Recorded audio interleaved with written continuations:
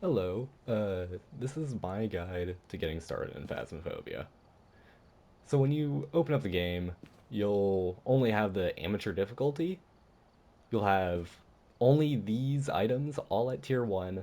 All this other stuff is just extra stuff that makes the contracts easier. You'll want to select your map. You'll unlock all these other maps as you progress, but Tangle Drive is what you have first.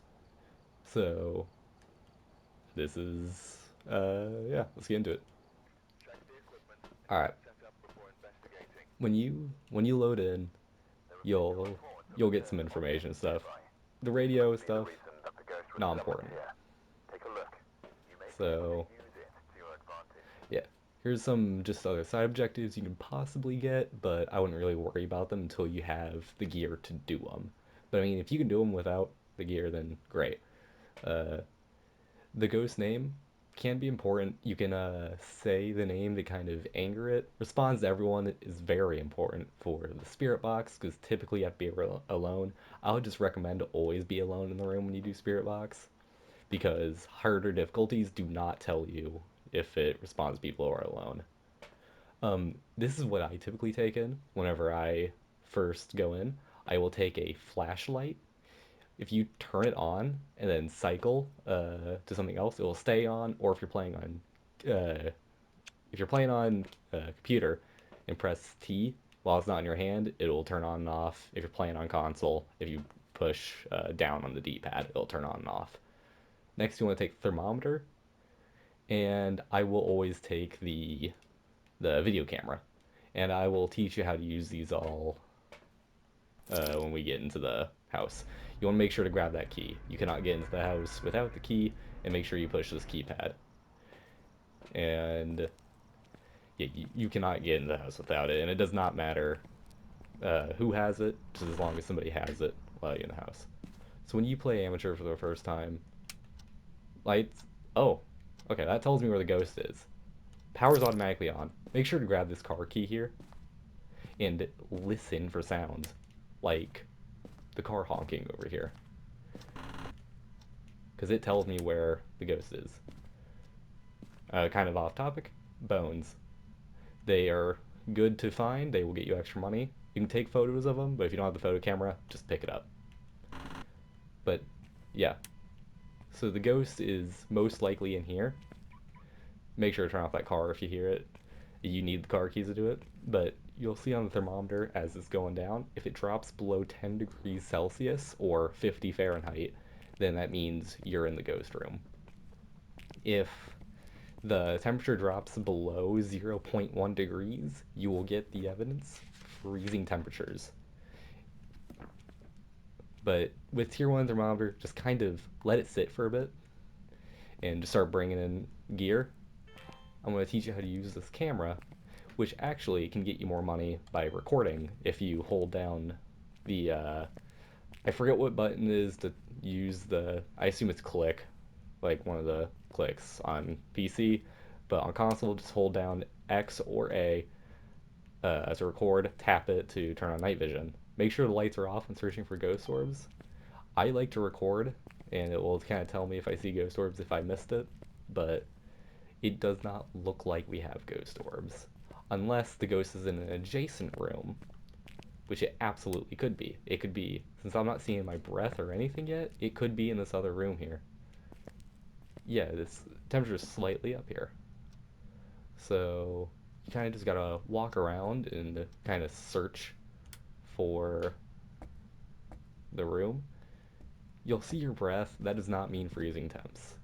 It meant that in older versions, but not this one.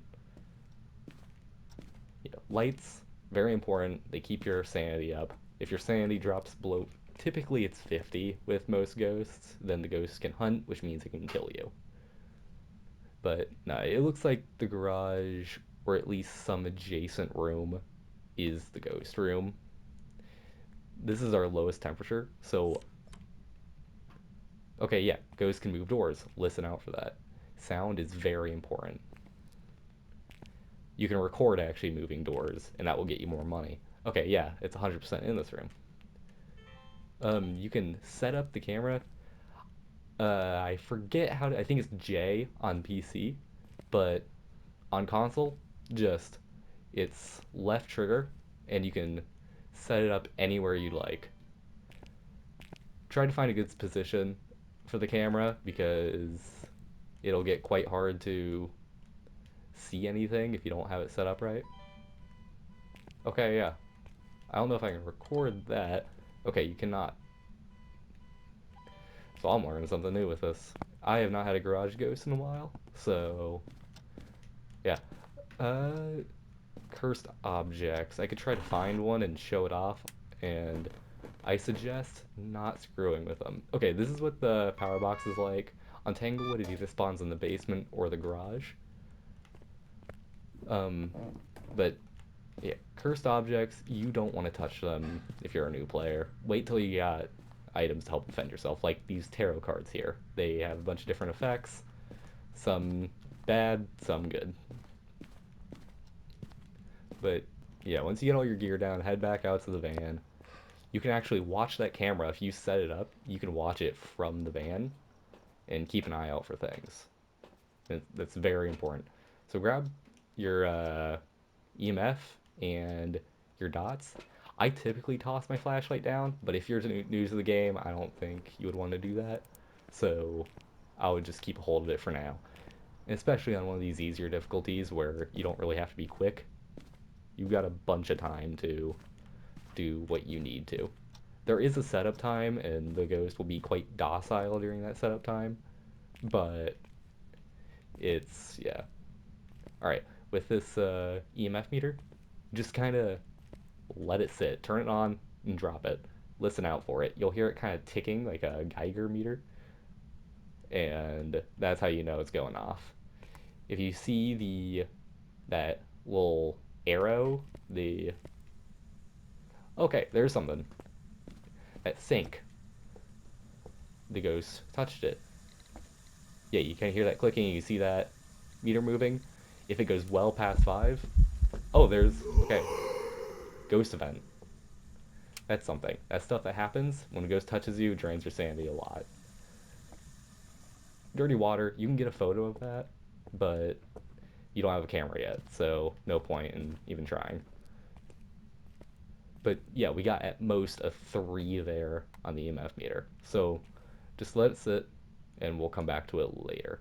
This DOTS projector, you can stand around and hold it and move around, and that's kind of what the tutorial showed, but I wouldn't do that. I would just set it down like you did the camera, right next to the camera facing the same direction. You can view the ghost walking through the DOTS projector.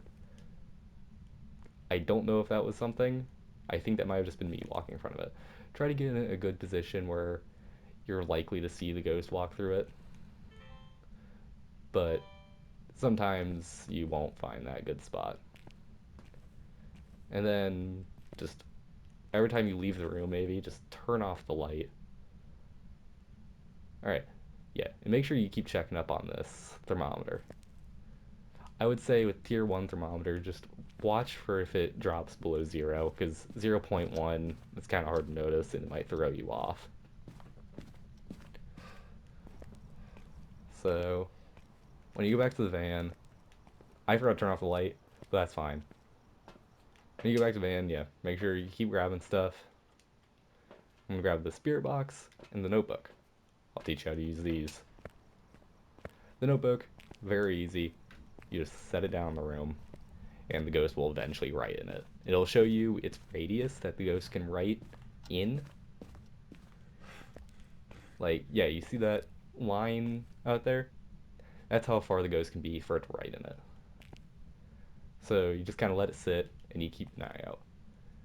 The spirit box, you can say phrases into it, but like, where are you and what is your name? But you have to make sure you have a microphone, it is on, and you have voice activation on.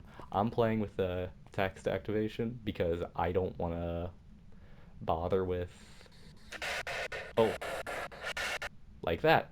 That's the spirit box response. And that right there. So we got a spirit box response and a notebook. I will do the spirit box again to kind of show it off. You just kind of select from these options, and you kind of walk around the room. On amateur difficulty, the ghost is very active, which can, like that, it can make it, yeah, the ghost is very active on these earlier difficulties, and it gets less active as the game goes, the difficulties go on. But since you have these two evidence, we go into, okay, and the ghost keeps turning off the light. Those can be signs for things. I'm not going to go get too in detail with a bunch of ghosts like abilities, but they are there. So yes, now you have ghost writing in Spirit Box, which you won't always get that. I'm just showing off. The ghost I have may be different from the one you have. You will mark it off in your notebook. So you get, yeah. Oh, and we saw dots. There we go. We got our ghost. Dots projector and ghost writing. It's a Diogen. You can hit it again to cross it out, and it will remove the options. But yeah, so Diogen, that is a very special ghost, and it is the community's favorite because yes, this ghost always knows where you are when it's hunting, so it can immediately find you and kill you. But there's one thing to it: it gets slower the closer it gets to you, meaning that you could completely outrun this ghost. It, yeah, I think you're faster walking away from it too, compared to most ghosts that speed up when they see you. So it is a very easy ghost to deal with, especially if you're playing for the first time. Uh, you got UV. I'm not gonna go too in depth with it. I mean, it's pretty. I mean, yeah, you'll use it to find fingerprints or footprints. Um, and it kind of explains in the tutorial, and I'm kind of recapping a bunch of the tutorial. You'll find it on stuff like doors and light switches, and on windows, and you'll hear it move it, and you kind of like scan it a bit. I typically toss it up in the air like that, and yeah, and then when the ghost like moves a door a little, you'll see it. I wouldn't roll it out right away if you don't see it for the first time, but just keep checking every time the ghost moves something, and that will show you the evidence. But let's go back to the van, and we can, yeah. All right, when you're back to the van, just make sure you have the ghost you want circled. You can also cross them out too, but make sure you have it circled because you won't get any rewards for it if you don't have it circled. And then just hit this keypad again, and it'll end your mission. All right. So, yes, I was right. It was a Diogen. You can find ghosts without evidence, but you're not gonna be dealing with that until way later in the game, and once you have some of the harder difficulties. So I wouldn't worry about it. You would have gained money, and you probably would have leveled up a time or two. And leveling up will get you supplies and all these other goodies.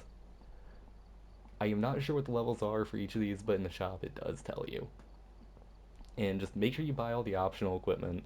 They're all very useful. So, yeah.